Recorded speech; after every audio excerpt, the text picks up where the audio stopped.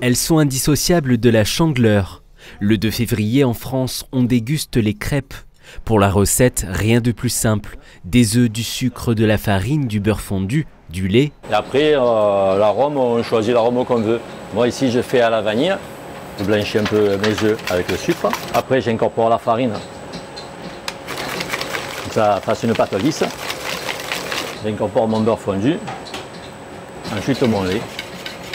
Je vais mélanger délicatement. Il ne faut pas que ça mousse, sinon ça fait des petites cloques à la pâte à crêpes. Je la laisse reposer une demi-heure pour qu'elle relâche bien, pour que les petites bulles disparaissent et pour que la pâte soit bien lisse. Et après, il n'y a plus qu'à cuire, il y a à manger.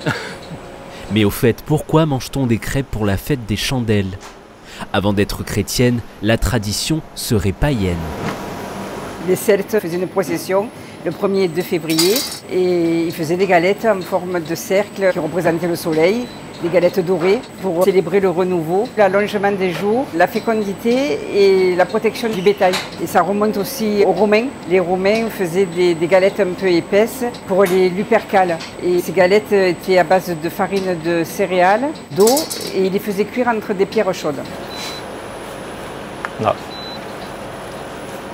Non, elle ne veut pas. Il y a une superstition, le jour de la Chandeleur, si les paysans ne faisaient pas sauter les crêpes, la récolte de blé ne serait pas bonne. Donc il fallait qu'ils tiennent de la main droite une poêle où il faisait cuire sa crêpe, il fallait qu'il la fasse sauter et rattraper dans cette poêle, et dans la main gauche, il fallait qu'il ait un louis d'or. Donc il faisait sauter sa crêpe, et ensuite il la déposait en dessus d'une armoire, et là il était assuré d'avoir prospérité et une bonne récolte de graines toute l'année.